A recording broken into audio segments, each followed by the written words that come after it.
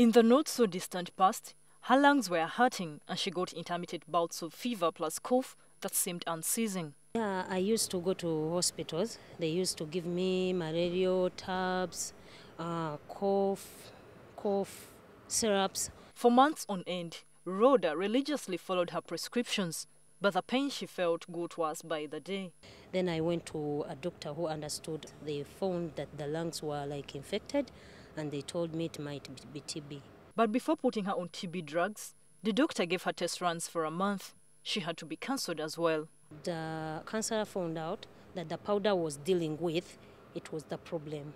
Many people are wont to self-diagnose, especially for conditions like menstrual cramps and headache. Such was the case of Craig, who after self-medicating on Panadol, realized that he was not getting any better and headed to a leading hospital here in Kampala. So I go to the doctor and I'm explaining to the doctor, he writes down the symptoms, then I'm sent to the lab technician who takes my blood samples, and then after about, I think, 30 minutes, she comes back with the results and she says I have bacterial infections.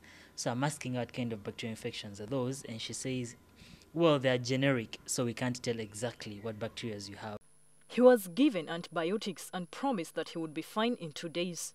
These days went by and his condition got worse. Unlike Rhoda, Craig was not subjected to months of a medication regimen. After 2 days, his temperature rose some more and the migraine got worse. And then I had to actually go see the family physician now, who actually did another blood test that proved that I had malaria, which was like plus. Rhoda and Craig are just a sample of the hundreds of thousands of people who have been wrongly diagnosed in this country. In some cases, with catastrophic results, yet sometimes the condition just needs simple treatment. We have been having challenges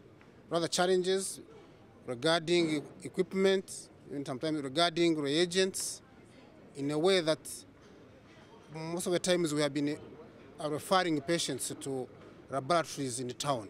At a medical laboratory equipment and supplies symposium this month, the first one in this country, medical experts admitted that, due to lack of requisite diagnostic tools, practitioners may end up wrongly diagnosing ailments. There's that problem that we treat on according to symptoms and signs. The fact that I trust the doctors in my life and they make a decision on my behalf which affects me in the long run is just not fair. Because we are treating what we don't know. To make it worse, many diseases present with similar signs and symptoms, so thorough checks on multiple tests may be doubly necessary. Some laboratories treat on the basis of clinical judgment, something the Ministry of Health wants to be backed up with high-quality staff and equipment. We have embarked on a new strategy which we are calling laboratory accreditation.